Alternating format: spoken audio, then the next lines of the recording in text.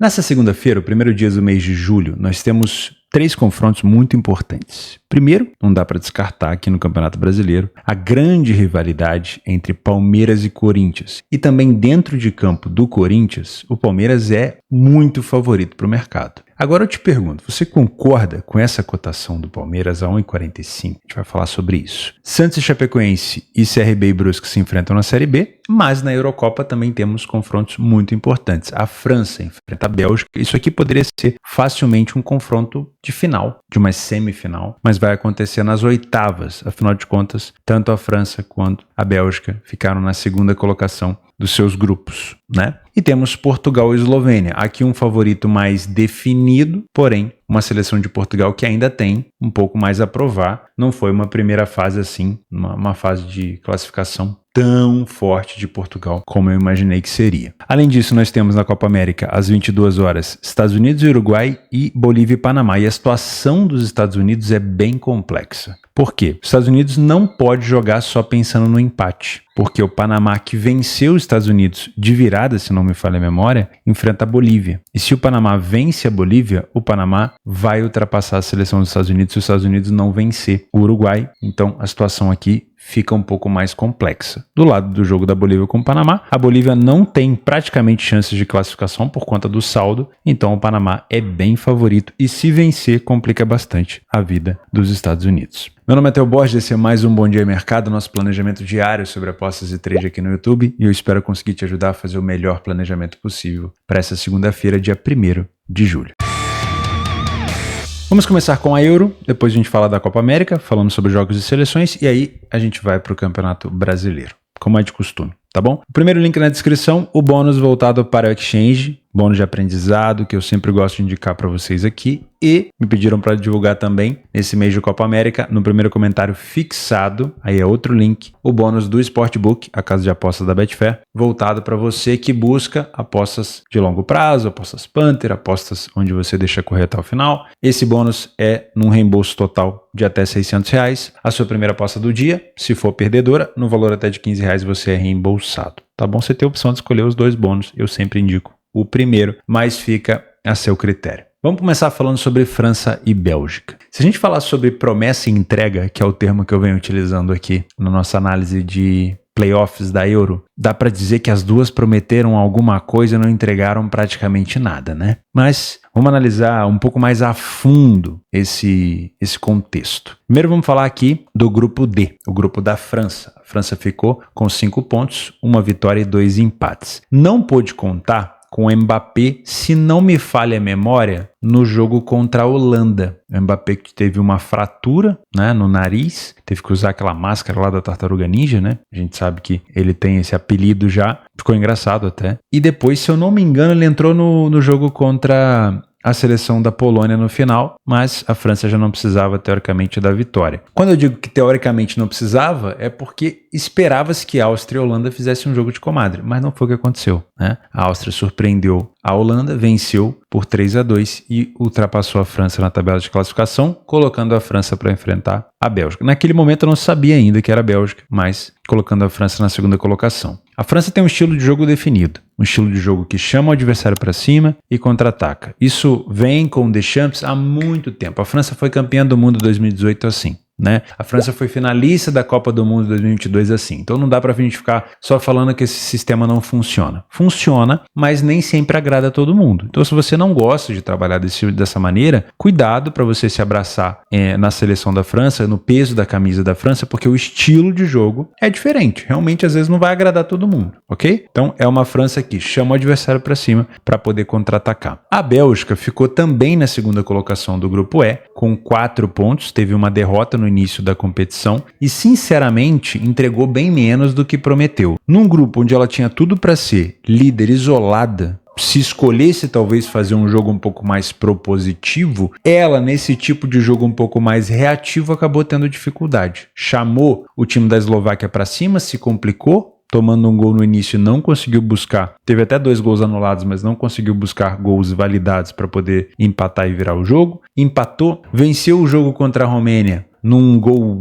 relâmpago no início do jogo, não deu nem tempo de propor o jogo, né? Foi bem rápido. Depois empatou o último jogo contra a Ucrânia e passou aperto no final, né? Ficou bem perto ali de ser eliminada se tivesse tomado um gol da Ucrânia nos minutos finais. Então foi uma Bélgica que prometeu um pouco mais e não entregou absolutamente nada, né? Só que a gente tem uma dúvida nesse jogo. A França vai fazer um jogo reativo contra uma equipe que também gosta de fazer jogo reativo. A Bélgica nunca escondeu de ninguém que gosta de fazer um jogo de transição. Vira e mexe o De Bruyne, que a gente assiste no City, lá próximo da área, tentando encontrar espaço para os seus companheiros, o De Bruyne tendo que fazer esse jogo vindo lá de trás, em transição ofensiva, em velocidade, para encontrar os jogadores da frente. Então, uma Bélgica que nunca escondeu, que também gosta de jogar de maneira reativa. E aí bate a primeira dúvida, né? Qual vai ser a equipe que vai tomar as rédeas do jogo? A gente vai ter um jogo reativo do reativo? Quem vai geralmente toma contra-ataque? Quem sobe geralmente vai ser contra-atacado? Vai escolher não subir? Vai ficar no meio campo? Como é que vai ser? É difícil, né? A França tem os seus lampejos de proposição de jogo. Contra a Holanda propôs jogo em alguns momentos. A Holanda escolheu fazer um jogo defensivo, então não me assustaria, tá? Uma Bélgica tentando entregar a bola para a França, para ela sim fazer um jogo um pouco mais reativo. Não é uma defesa belga tão confiável, mas sinceramente, quem conseguir encaixar o seu jogo aqui pode ter um pouco mais, entre aspas, de facilidade. Eu, sinceramente, pelas características das duas equipes, eu vejo uma possibilidade de jogo para gols. Tá? A gente tem atacantes muito fortes dos dois lados. A característica indica também que se tiver uma das duas equipes na frente, a gente pode ter um cenário de contra-ataque constante, porque ninguém vai abdicar do jogo. Então, na minha opinião, apesar de serem equipes que perdem muito gol, vocês vão lembrar aí do jogo da Bélgica contra a Romênia, onde a Bélgica venceu por apenas 2-0, mas poderia ter feito aí, 5 gols. Vocês vão se lembrar também do primeiro jogo da França contra a seleção da Áustria, que ela venceu, se não me falha a memória, por 1-0, mas que também poderia ter sido ali 3-0, porque a França teve muito espaço no contra-ataque. Então é um jogo, na minha opinião, que vai ser muito difícil pro mercado de resultado final, seja você um trader ou um punter, muito difícil. Cuidado para não se abraçar no peso de camisa. Eu acredito num jogo para pelo menos 2 gols, porque depois do primeiro gol, independente de quem marque, o cenário de contra-ataque deve aparecer, e eu não duvido de um ambas marcam, tá? Para mim, jogo muito difícil para trabalhar o cenário de correção de preço. Eu não duvido aqui de um jogo para gols, tá bom? Por conta do estilo. O segundo jogo é Portugal e Eslovênia. A Eslovênia, nas eliminatórias, acabou prometendo um pouco, né? Não dá para dizer que ela não prometeu tanto assim. Olha só, a Eslovênia num grupo com Dinamarca, Finlândia, Cazaquistão. Aí a gente vai ignorar um pouco a Irlanda do Norte e San Marino. A Eslovênia teve a mesma pontuação da Dinamarca, marcou mais gols do que a Dinamarca e sofreu menos. E acabou ficando na segunda colocação aqui, provavelmente por conta do critério de desempate. Então, foi uma seleção que prometeu. Talvez tenha dado azar de ter pego um grupo aqui forte, né? Com Inglaterra, Dinamarca e Sérvia, que é uma seleção ofensivamente forte, defensivamente frágil. Mas foi uma seleção que prometeu. Não dá pra dizer que não, né? Só que aí acabou caindo num grupo, como eu falei, difícil e acabou se classificando. Então, vamos ser sinceros. A entrega da Eslovênia talvez não tenha feito jus, porque se esperava-se uma vitória, pelo menos, talvez, pelo que ela prometeu nas eliminatórias. Mas o grupo também não facilita, né? Talvez se ela tivesse ficado no grupo da Bélgica, talvez ela tivesse conseguido uma vitória. O importante é que se classificou, né? E o estilo de jogo, isso aqui eu gosto muito de observar, vamos pegar a Eslovênia contra as seleções mais fortes. Então vamos pegar a Eslovênia contra Portugal, que é, obviamente, o confronto que a gente vai ter aqui nessa segunda-feira. Olha só, Portugal inteiramente com a posse de bola, a Eslovênia jogando de maneira reativa. Vamos pegar a Eslovênia contra a Sérvia, 1-1. A Eslovênia com pouca posse de bola, também marcando gol de maneira reativa. Eslovênia e Inglaterra. A Inglaterra com toda a posse de bola e a Eslovênia jogando de maneira reativa. Não teve grande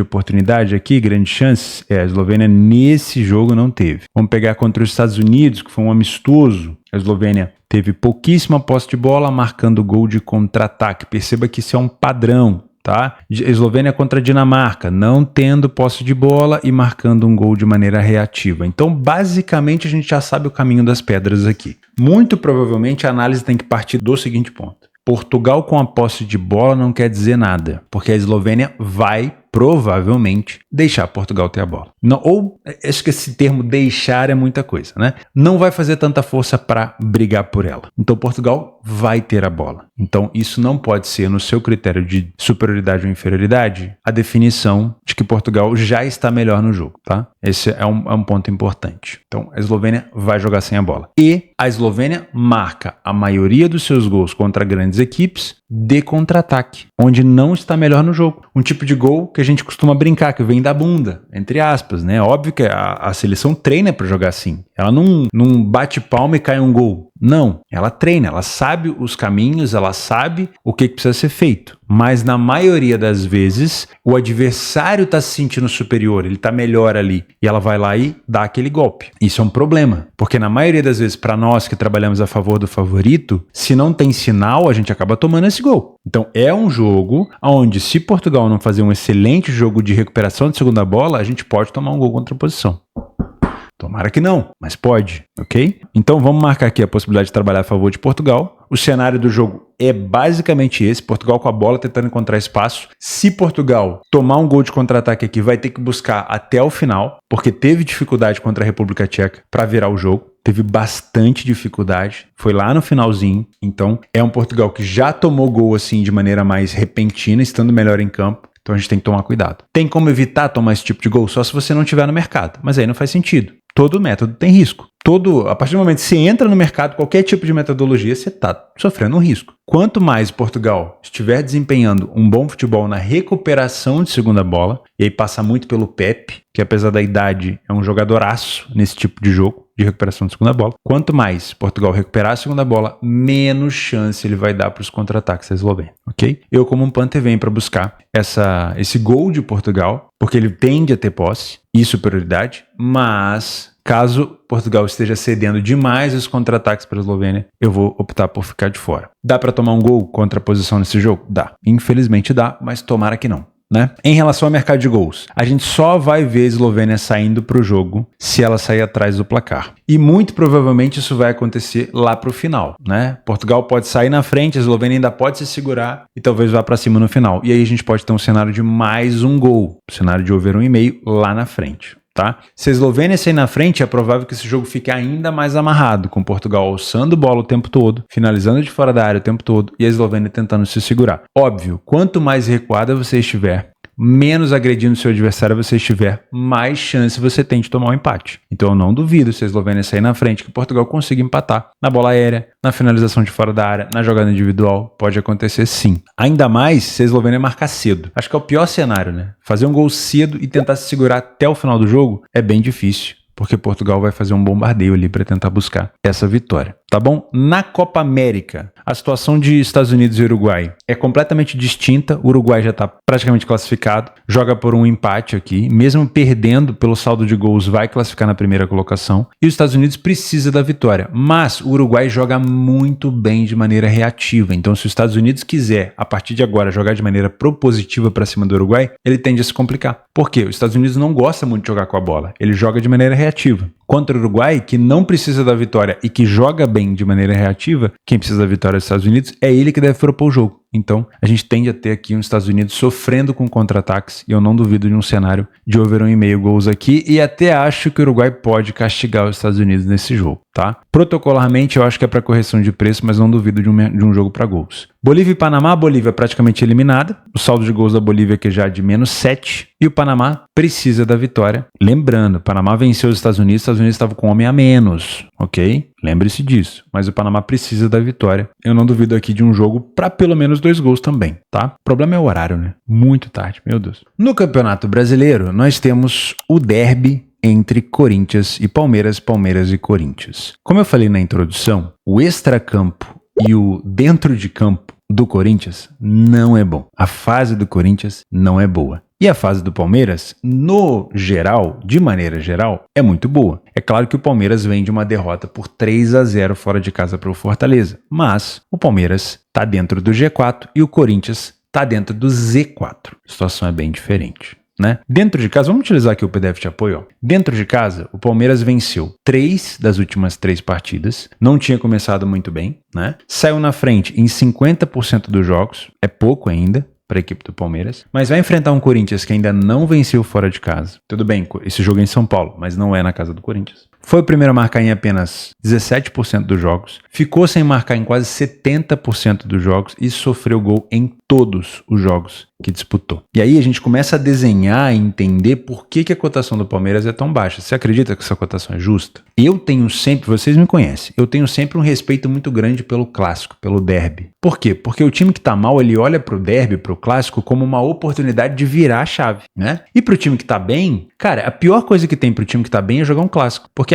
se ele ganha, não faz mais que obrigação. Se ele perde, aí já instaura o problema, né? Já vira complicação. Então, quem tem muito a perder nesse jogo é o Palmeiras. Porque se ele vence o Corinthians, que tá numa má fase, dentro e fora de campo, seria um resultado teoricamente esperado. Se ele empata ou perde, ponto pro Corinthians. Literalmente. Ou pontos, né? Mas literalmente. Então o Palmeiras é que vai ser cobrado. Nos últimos jogos, vamos lá. 2-2 na casa como Palmeiras mandante. Depois 2-1. E depois aqui embaixo 3-0 Palmeiras, 2-1 Palmeiras. Então como mandante o Palmeiras tem tido mais realmente domínio nesse confronto. A última vitória do Corinthians como visitante nem aparece aqui, ó. Na maioria das vezes o Palmeiras ou empata ou vence. Mas no momento que vive o Corinthians, empatar um derby não é ruim. Não é ruim. O importante é não perder. O problema é que o Corinthians vem perdendo bastante fora de casa. Então a situação é complexa, né? O Palmeiras não faz nenhum primeiro, nenhum segundo tempo tão bom, porque começou os 3 primeiros jogos sem vencer, mas já vem melhorando esse tipo de cenário. O Corinthians faz tanto o primeiro quanto o segundo tempo de péssima qualidade, né? São jogos geralmente under do Corinthians fora de casa e do Palmeiras em casa. Só 33% dos jogos do Palmeiras em casa foram over 2,5, né? A média de cartões dessas duas equipes relativamente não é tão alta, mas no cenário de derby pode ser uma situação interessante. Quer ver? Vamos pegar aqui os últimos jogos entre eles para ver essa situação de cartões. Isso aqui me causa bastante curiosidade. Olha só, das últimas vezes que eles se enfrentaram, no Paulista tivemos um vermelho. No Campeonato Brasileiro, como Corinthians mandante, tivemos 2 cartões vermelhos. Então, é um cenário cabível. Vou pegar um jogo comum aqui, ó. No Campeonato Brasileiro, Palmeiras e Corinthians em 2022. Não teve cartão vermelho, mas vamos ver quantos cartões amarelos teve nesse jogo. Vamos aqui, ó. 1, 2, 3. Até que foi um jogo padrão. Não teve tanto. O Palmeiras já vencia por 3-0. Vamos ver outro jogo. Vamos pegar esse daqui. O último jogo entre eles que foi no Campeonato Paulista, na 9ª rodada. Tivemos 1, 2, 3, 4, 5, 6 amarelos e um vermelho. Tem potencial para cartões esse jogo aqui. Eu, no Campeonato Brasileiro, não gosto desse tipo de cotação. E por respeitar o derby, eu acredito que o Palmeiras pode se complicar. Atenção, não adianta você vir me xingar aqui falando que, tá vendo, não confiou no Palmeiras. Esse tipo de cotação eu não vou trabalhar nunca, nem pré, nem no live, num cenário de clássico. A não ser que no ao vivo o Palmeiras esteja jantando e almoçando o Corinthians. Aí no ao vivo talvez valha a pena trabalhar contra o Corinthians. Agora, como um punter, eu não trabalharia essa cotação de 1,45. Se o Corinthians tem a tendência de jogar um pouco mais fechado fora de casa, para tentar pontuar, você pode tentar buscar uma cotação do Palmeiras mais alta, não é não? Porque se ele de fato empatar ou perder, pelo menos você pegou uma relação muito melhor do que uma cotação de 1,45. Se for uma cotação de 2, melhor ainda, é 1-1, não é? Eu prefiro. Tá? Então, para mim, nessa cotação, respeitando o derby, o Palmeiras ele pode vir a se complicar. Não quer dizer que é certeza, obviamente, que ele não vai vencer. O Santos pega a Chapecoense, 1,42 na Série B. Olha aí, ó, cotação baixa, que aí, toma. 1,42 na Série B. O Santos voltou aos caminhos de vitória recentemente. Não estava vencendo, aí venceu 1, empatou. Nos últimos 5 jogos só venceu 1 e já está com uma cotação de 1,42 em casa. A Chapecoense fora de casa venceu 2 e perdeu 2 partidas. Não é um time descartável, então eu tomaria cuidado por aqui. Vou colocar até como um jogo complementar. E CRB e Brusque. O CRB dentro de casa tem 3 vitórias e não perdeu nenhum jogo. 4 gols marcados, nenhum gol sofrido. E fora de casa, a equipe do Brusque não venceu nenhuma, por isso essa cotação mais baixa. Aqui faz um pouco mais de sentido, né? Aqui faz um pouco mais de sentido. Mas o Brusque não perde a 3 partidas, então toma cuidado também nessa partida aqui. Vamos ver outros jogos para a gente colocar nos nossos jogos complementares, já que a gente já está aqui. Copa do Chile, a gente já falou esses dias, contra o El Geish. Tem o Al Ahly no Egito. Esse é sempre um time interessante, não abriu cotação ainda, mas vale a pena ficar de olho. Não sei se esse jogo vai ser adiado, né? Vira e mexe acontece do jogo do Al Ahly ser adiado. E eu acho que é isso. Amistoso de clube eu não aconselho vocês fazerem nesse momento. Então, de jogos extras, nesse dia 1º, tem o Al-Ahly e Portugal para jogos favoritos. Tomar cuidado com o derby paulista. Possibilidade de gols depois do primeiro por conta do estilo dos jogos entre França e Bélgica. Para mim, até cabe uma possibilidade de gols aqui também, principalmente se os Estados Unidos começar perdendo. E esses dois são jogos complementares, mas fica de olho, tá? O favoritismo do CRB ele se justifica um pouco mais, porém o Santos tem uma grande equipe. Só não tá vivendo nesse recorte uma excelente fase, mas começou o campeonato muito bem, tá bom? Vou ficando por aqui. Muito obrigado pela companhia de vocês. Até amanhã e um grande abraço.